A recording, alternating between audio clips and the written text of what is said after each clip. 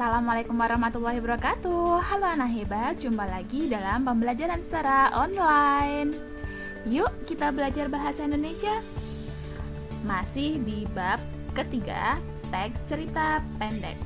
Video pembelajaran sebelumnya kalian telah belajar mengidentifikasi teks cerita pendek dengan mengetahui pengertian teks cerita pendek dan ciri-ciri teks cerita pendek. Nah, video pembelajaran kali ini kalian akan belajar tentang memahami unsur-unsur pembangun cerita pendek. Cerpen memiliki dua unsur pembangun, diantaranya unsur intrinsik dan unsur ekstrinsik. Mari kita mulai. Yang pertama, unsur intrinsik. Unsur intrinsik adalah unsur pembangun cerpen yang berasal dari dalam cerpen itu sendiri. Jika diibaratkan sebuah bangunan, maka unsur intrinsik adalah komponen-komponen bangunan tersebut. Salah satu poin saja hilang, maka bangunan tersebut akan roboh. Begitupun dengan unsur intrinsik. Jika salah satu unsur ini hilang, maka karya tulis tersebut tidak bisa disebut cerpen. Unsur apa sajakah itu? Yang pertama, tema. 2. Tokoh dan penokohan. 3. Alur. 4. Latar. 5. Sudut pandang. 6. Amanat. 7. Gaya bahasa.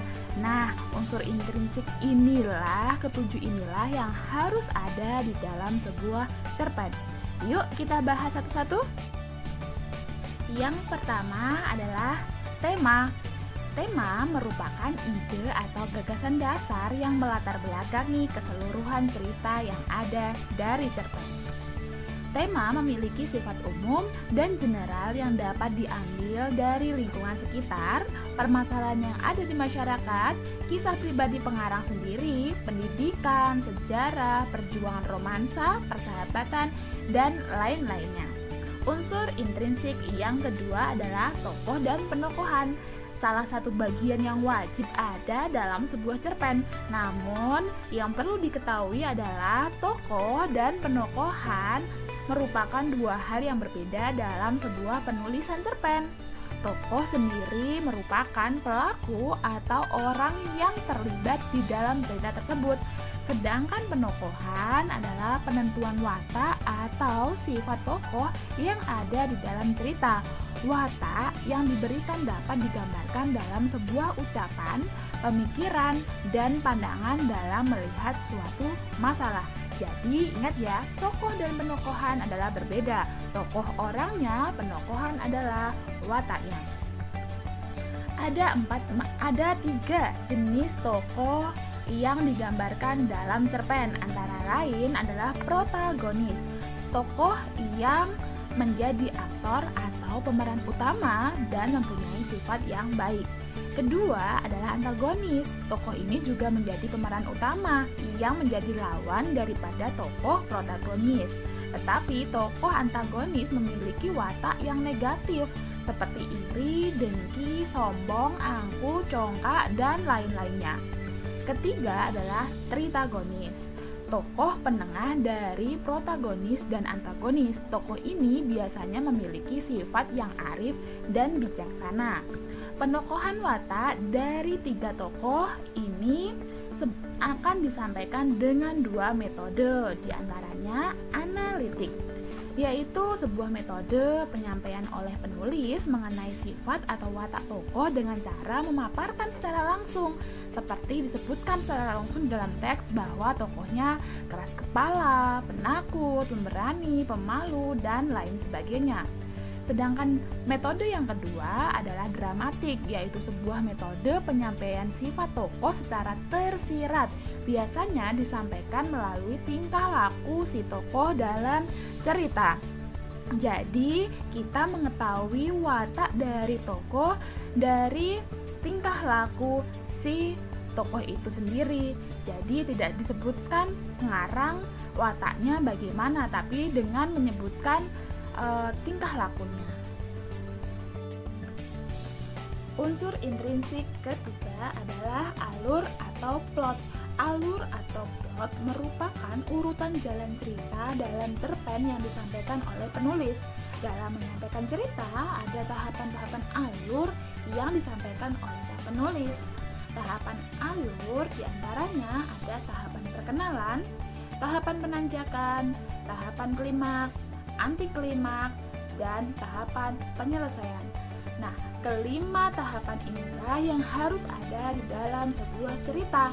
Hal ini bertujuan agar cerita tidak membingungkan orang yang membacanya, walaupun nanti ada hal yang berubah, yaitu misalnya klimaksnya di awal. Itu tergantung alur apa yang nantinya digunakan oleh sang penulis. Ada dua macam jenis alur yang kerap kali digunakan oleh para penulis, yakni alur maju. Alur ini menggambarkan jalan cerita yang runtut dari awal perkenalan tokoh, situasi, lalu menimbulkan konflik hingga puncak konflik, dan terakhir penyelesaian konflik. Intinya adalah pada alur maju ditemukan jalan cerita yang runtut sesuai dengan tahapan-tahapan yang tadi. Nah, jenis yang kedua yaitu alur mundur. Di alur ini penulis menggambarkan jalan cerita secara tidak urut. Bisa saja penulis menceritakan konflik terlebih dahulu, setelah itu menengok kembali peristiwa yang menjadi sebab konflik itu terjadi. Nah, jenis unsur intrinsik yang keempat adalah latar atau yang biasa disebut juga dengan setting. Setting atau latar mengacu pada waktu, suasana, dan tempat terjadinya cerita tersebut. Latar akan memberikan persepsi konkret pada sebuah cerita pendek. Latar itu ada 3, yaitu latar waktu, latar tempat, dan latar suasana. Unsur intrinsik yang kelima adalah sudut pandang. Sudut pandang merupakan strategi yang digunakan oleh pengarang cerpen untuk menyampaikan ceritanya. Ada beberapa jenis sudut pandang yang biasanya digunakan oleh penulis. Di antaranya sudut pandang orang pertama sebagai pelaku utama, yaitu si penulis sengaja melibatkan diri dalam cerita yang dibuatnya sendiri, dan si penulis pun berperan sebagai pelaku dalam ceritanya. Salah satu ciri khas sudut pandang ini adalah adanya penggunaan kata aku atau saya pada tokoh utama ceritanya. Jadi ibarat kata kita menuliskan kisah kita sendiri, makanya kita menggunakan kata aku ataupun saya. Jenis yang kedua adalah sudut pandang orang pertama sebagai pelaku sampingan, yaitu penulis masih melibatkan diri dalam sebuah cerita yang dibuatnya. Hanya saja si penulis tidak berperan sebagai tokoh utama, melainkan sebagai tokoh pendamping dari tokoh utama dari cerita yang dibuatnya. Jenis yang ketiga adalah sudut pandang orang ketiga sebagai pengamat, yaitu dalam sudut pandang ini penulis sama sekali tak terlibat dalam ceritanya. Dia hanyalah berperan sebagai orang yang benar-benar menceritakan isi dari ceritanya. Dalam sudut pandang ini si penulis mencoba mengisahkan kehidupan satu tokoh secara fokus tanpa menceritakan tokoh-tokoh lainnya seperti biografi. Yang keempat adalah sudut pandang orang ketiga serba tahu, yaitu sudut pandang ini sebetulnya hampir sama dengan jenis sudut pandang yang ketiga. Hanya saja dalam sudut pandang ini si penulis tidak hanya menceritakan satu tokoh saja, melainkan semua tokoh yang ada di dalam ceritanya. Jadi menceritakan berbagai macam tokoh. Unsur intrinsik yang keenam adalah amanat, pesan moral atau pelajaran yang dapat kita petik dari cerita pendek tersebut. Di dalam suatu cerpen, moral biasanya tidak ditulis secara langsung, melainkan tersirat dan akan bergantung sesuai pemahaman pembaca akan cerita pendek tersebut. Jadi amanat itu adalah pesan yang disampaikan oleh penulis ya pada pembaca. Unsur intrinsik yang ketujuh adalah gaya bahasa. Ciri khas sang penulis dalam menyampaikan tulisannya kepada publik, baik itu penggunaan majas, diksi, dan pemilihan kalimat yang tepat di dalam cerpen. Nah, itulah ketujuh unsur intrinsik yang harus ada di dalam cerpen ya. Nah, selanjutnya kita akan membahas unsur pembangun cerita pendek yang kedua, yaitu unsur ekstrinsik. Unsur ekstrinsik adalah unsur-unsur cerpen yang berada di luar karya sastra. Akan tetapi secara tidak langsung unsur ini memengaruhi proses pembuatan suatu cerpen loh. Unsur ekstrinsik cerpen ada 3. Yang pertama adalah latar belakang penulis. Latar belakang penulis ini merupakan sebuah faktor dari dalam diri penulis yang mendorong penulis dalam membuat cerpen. Contohnya seperti riwayat hidup penulis, pendidikan, dan bidang yang dikuasai penulis, kondisi atau faktor sosiologis dan psikologis penulis, atau aliran sastra yang disukai penulis.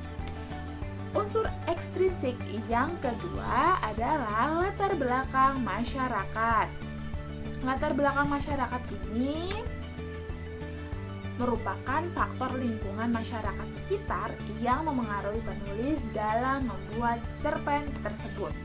Nah, yang ketiga, unsur ekstrinsik adalah nilai yang terkandung dalam sebuah cerpen, yaitu ada beberapa nilai yang menjadi unsur ekstrinsik dalam sebuah cerpen, dan nilai-nilai tersebut diantaranya adalah nilai agama yang berkaitan dengan aturan atau ajaran yang bersumber dari agama tertentu.